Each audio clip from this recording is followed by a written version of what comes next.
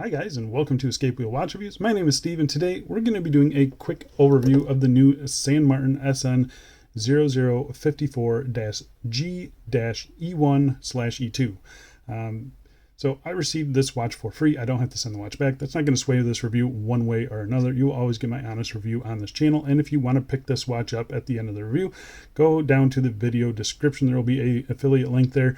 If you guys use that link, you don't pay any extra. I will just get a little bit of commission, and that helps keep the channel running. So I really do appreciate it when you use my links. It's the only way I can keep doing this. This is a very expensive channel to run. So yeah, thank you guys so much for the continued support. The retail price for this watch is $195 US. That's before any taxes or sales or coupons or VAT or anything like that. San Martin has currently got a $45 off coupon at this time, bringing it down to just over $150 US.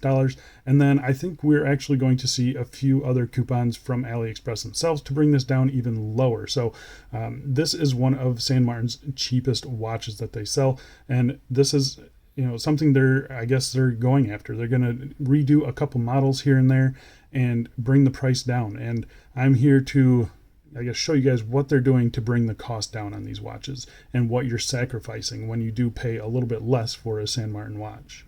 This watch comes in the white dial you see here, or a black dial. They also have this with applied indices for an extra $10. The watch case is still 316L stainless steel, as is the bracelet. Clasp, you have a sapphire crystal, a screw-down crown, screw-down caseback, 100 meters of claimed water resistance, Swiss BGW9 lume on the dial and the hands, and the watch is powered by the Seiko NH34 automatic movement, so none of that stuff has changed. So I'm saying this is an overview because this is a watch that I've reviewed in the past. I had the PT5000 version of this before the NH34 came out. It's pretty much the same exact watch as that, so go check out that review there if you want to see, dimensions and how I feel about the bracelet and stuff like that. So the changes that they did make to this, they gave us a new dial color, which is nice. This is a stark white dial instead of that kind of champagne colored. And then a couple changes to the bracelet, which we will cover immediately. So I say we get right into this quick overview. Before we do, doing a quick wrist check today. Wearing the Pagani design. I believe this is a PD1775. Brand new model. Still have to review this one for the channel. Hopefully I will get to that pretty soon. But it's actually a pretty good one. So if you guys are interested in that, I can leave a link for that down in the video description for you guys. Yeah, actually pretty good. All right, so first I'm just going to say the dimensions are the same. 40 millimeters at the bezel, 48.5 lug to lug, 12.8 millimeters thick, 20 millimeter lug width. So that is all the same. That is unchanged. The crystal is unchanged. It is a very nice top hat sapphire crystal with anti-reflective coating, and I think it does a really good job. But yeah, so let's get into the changes. So first and foremost, we will talk about the dial on this thing. So the dial has changed. Before we kind of had that sparkly champagne colored dial, which I liked, but I really wanted this one from the get-go. I think they did a pretty good job with it as well. As you can see here, it is a matte white dial, just stark white. There's no texture to it or anything like that. All the printing is done to perfection. It just looks really, really good. I'm very happy with the dial on this thing. The handset that they used, I wish they would have just used a painted handset. You can see here that it does pick up reflections on it. So it's some sort of a plating process to just kind of darken the hands. They are a kind of a dark, like a shadow. I'm going to call it like a shadow chrome. So yeah, it's just not exactly what I would have preferred. I would have preferred just a matte black paint on the hands, or even a glossy black paint. I think would have looked a little bit better. As it is, they do kind of get lost in the dial in certain lighting, but for the most part, it's perfectly acceptable in my opinion. You can see here the daytime lume color. It is a little bit mismatched here. You kind of have a little bit more creamy color on the dial, and then more of a lighter cream on the hands. I will say under this lighting here, it is a little bit worse looking than it is out in daylight. So just keep that in mind. But I do think the dial looks really good, and I'm happy that we finally have a white. I'm happy that we have a white dial. They also offer this with applied indices instead of these printed ones. So yeah, you can pick and choose which ones. I think they both look really good. The lume on this one is just as good as before. I'm going to pop up a lume shot here, and you can see it against a couple other watches in the collection. It is Swiss BGW9. It holds on all night long. I'm pretty satisfied with it. It's definitely not as good as something with applied indices, but the lume lasts all night long. So I've got no problems with it. All right, so let's get to the big changes. So the big changes for this one and why they were able to drop the price, the bracelet. So first things first, I feel like they've softened this up a little bit. So maybe this is a different bracelet, but you're still getting female end links, solid links, really nice brushing, etc. But the big change is they went from screw pins to pin and collar. Pin and collar is my least favorite. It's kind of a pain in the butt to do, but it's one of those things that you just do it once and you're done.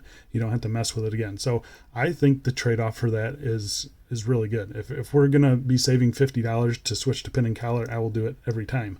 The next big change is the clasp. So this is a new clasp from San Martin. We used to have one that had big chamfers on the sides here and polished sides.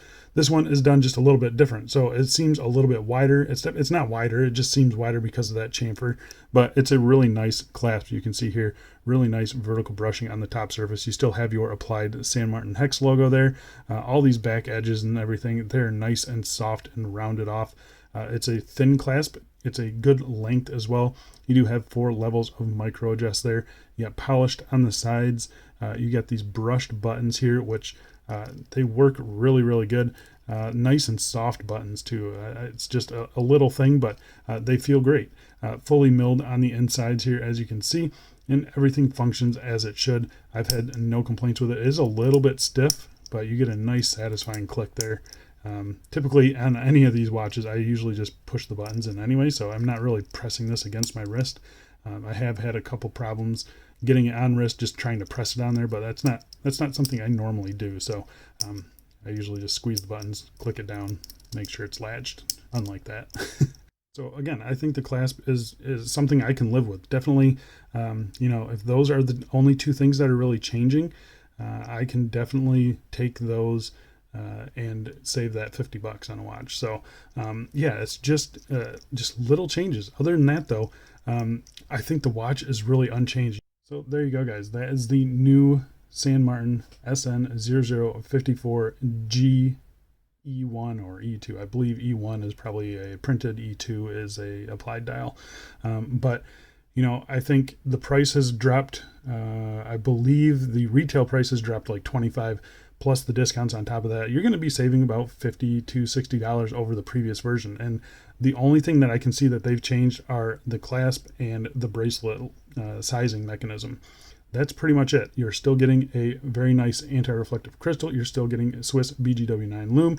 You're still getting a screw down signed crown. You're still getting an excellent solid link bracelet. You are still getting excellent case finishing from San Martin. I mean, just look at that. You can definitely see they are still putting their time and putting their effort into the case finishing. This is the best finishing you're going to get at a watch for $150. The finishing on this thing is incredible. The bracelet is incredible. Yeah, it's just going to be hard to beat a watch like this for $150. So that's kind of my thoughts on the new cheaper San Martin. We've been asking for a while now for them to bring out a cheaper version, and if this is what they have to do to give us a cheaper version, I'm all for it. Those pin and collar, that's my big gripe with it. I guess I would prefer split pins. I don't know if split pins are more expensive, but I wouldn't think so. But yeah, the pin and collar, it's just kind of a pain in the butt. But other than that, it's something you do once, you size it once, and you're done. You don't ever have to touch it again. So I think that's a pretty good trade-off for a cheaper price, as well as the clasp. I think the clasp is perfectly acceptable. It's a good clasp. It's just not their new, on-the-fly clasp. But yeah, it's a great overall watch, great overall package for about $150. So again, if you guys wanted to check out this watch in more detail, I'm going to leave my SN0054G review from previous up here. That is a slightly different version, but the case and the bracelet seem pretty much the same besides the sizing. So yeah, go check that one out. Yeah, everything else is the same. It's untouched. I mean, incredible finishing for about $150, guys. I think that's it for me though. Thanks a lot for watching, and I'll see you in the next one. See ya.